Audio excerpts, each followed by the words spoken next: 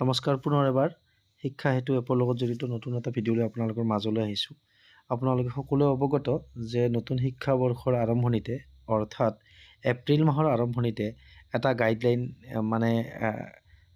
আহিছিল শিক্ষা হেতু এপক লৈ আৰু এটা বিভাগীয় কৰ্তৃপক্ষৰ ফালৰ পৰা এটা নিৰ্দেশনা আহিছিল যে সকলো ৱাৰ্কিং টিচাৰে বিদ্যালয়ৰ শিক্ষা হেতু এপত গৈ নিজৰ প্ৰফাইলবিলাক আপডেট কৰিব লাগে বুলি আহিছিলে আৰু এই প্ৰফাইল আপডেটৰ যিটো ব্যৱস্থা তাতে প্ৰথম পেজত আপোনালোকে নিজৰ জইনিং লেটাৰখন আৰু দ্বিতীয়তে ডেট অফ বাৰ্থ মানে বাৰ্থ চাৰ্টিফিকেট বা যিকোনো মেট্ৰিকৰ এডমিটখন আপডেট দিব দিছিলে, আপলোড দি প্ৰফাইলটো আপডেট দিব দিছিলে। তাৰপিছত সেই প্ৰফাইলটো কিন্তু আপোনালোকক নিজাববীয়াকৈ এপ্ৰুভ কৰি ল'ব দিছিলে আৰু কেনেকৈ আপডেট দিয়ে আৰু ক'ত যাই এপ্ৰুভ কৰিব লাগে মই তাৰ ওপৰত এটা অলৰেডি ধুনীয়াকৈ মই ভিডিঅ' বনাই থৈছোঁ।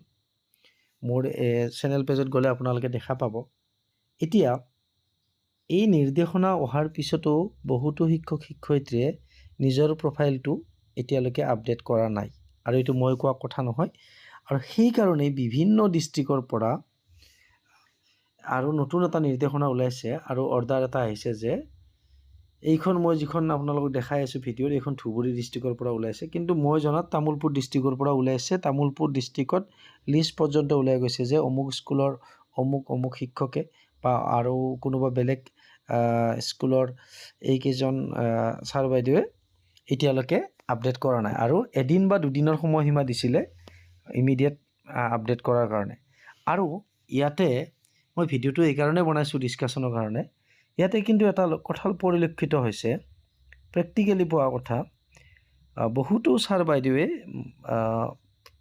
নিৰ্দেশনা পোৱাৰ লগে লগে প্ৰফাইল আপডেট কৰিছে। তেখেতসকলে জইনিং লেটাৰো আপলোড কৰিছে আৰু লগতে বাৰ্থ চাৰ্টিফিকেট বা তেখেতসকলৰ এডমিট কাৰ্ড আপলোড কৰিছে। কিন্তু কথাটো কি হ'ল, তেখেতসকলৰ প্ৰফাইল আপডেট পেণ্ডিং দেখাই আছে শিক্ষা হেতু এপত আৰু সেইকাৰণে এই ৰেকৰ্ডটো চাই শিক্ষা বিভাগৰ পৰা প্ৰত্যেকখন জিলাৰে তেখেতসকললৈ মানে এটা নতুন নটিফিকেশ্যন আহিছে যে তেখেতসকলৰ প্ৰফাইলটো ইনকমপ্লিট হৈ আছে, ইমিডিয়েট আপডেট দিব লাগে। এতিয়া কথাটো কি হ'ল, সেই ছাৰ বাইদেউসকলে হয়তো ভাবিছে আমিতো আপলোড দিছিলোঁৱে, কিন্তু আচল কথাটো হ'ল এই প্ৰব্লেমটো যে হ'ল আপোনালোকৰ যে লিষ্টত নাম আহিলে, আপোনালোকৰ এতিয়া কৰিবলগীয়া একো নাই ভাবি চালে, আপোনালোকে ভাবি আছে, কিন্তু এটা কথা অলপ খুঁটি নাটি ৰৈ গ'ল। সেই কথাটো হৈছে আপোনালোকে আপলোড দিলে ঠিকেই, আপোনালোকৰ জইনিং লেটাৰখন আপলোড দিলে, তাৰপিছত ডেট অফ বাৰ্থ চাৰ্টিফিকেট হওক বা এডমিটখন দিলে আৰু আপোনালোকৰ ছাবজেক্ট বা কি ছাবজেক্টত পাইছিলে, কাৰোবাৰ ৰিটায়াৰমেণ্ট ডেট ফিল আপ কৰা নাছিলে, মুঠতে যিবিলাক ৰেড ষ্টাৰ আছে মেণ্ডেটৰীবিলাক আপোনালোকে ফিল আপ কৰি আপলোড দিলে, তাৰপিছত আপডেট কৰিলে, আপডেট অপশ্যনটোত গৈ আপডেটো কৰিলে আপোনালোকে। এতিয়া শিক্ষা হেতু এপৰ ষ্টাফ এণ্ড লিষ্টিঙত গৈ ক্লিক কৰি আপোনালোকে ইডিট এপ্ৰুভেলত যাব লাগিব।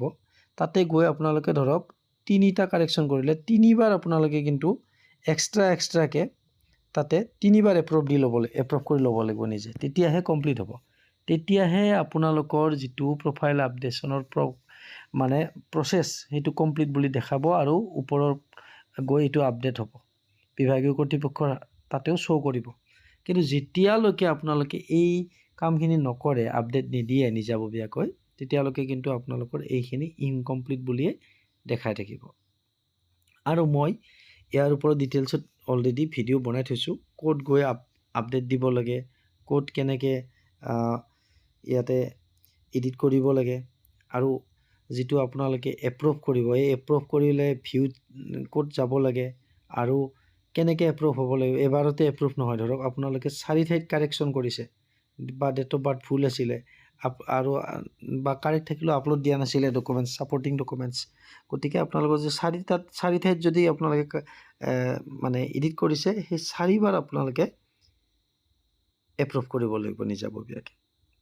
গতিকে এইখন ধুবুৰী ডিষ্ট্ৰিক্টৰ পৰা দিছিলে, মই জাষ্ট এইখন এটা উদাহৰণ হিচাপতে লৈছোঁ, কিন্তু বেলেগ ডিষ্ট্ৰিক্টৰ পৰাও দিছে, আপোনালোকে জানে যিসকলৰ ক্ষেত্ৰত তেনেকুৱা ঘটিছে। অলৰেডি তামোলপুৰ ডিষ্ট্ৰিক্টৰ পৰা দুদিনমান আগত স্কুল ৱাইজ শিক্ষক শিক্ষয়িত্ৰীসকলৰ নাম ওলাইছিলে, তেখেতসকলক প্ৰফাইল ইনকমপ্লিট হৈছে, আপডেট দিয়া নাই আৰু এদিনৰ টাইম দিছিলে 12 বজাৰ ভিতৰত, মানে ৰাতিপুৱা 9 বজাত ওলাইছিলে, 3 ঘণ্টাৰ ভিতৰত তেখেতসকলে আপডেট দিব দিছিলে।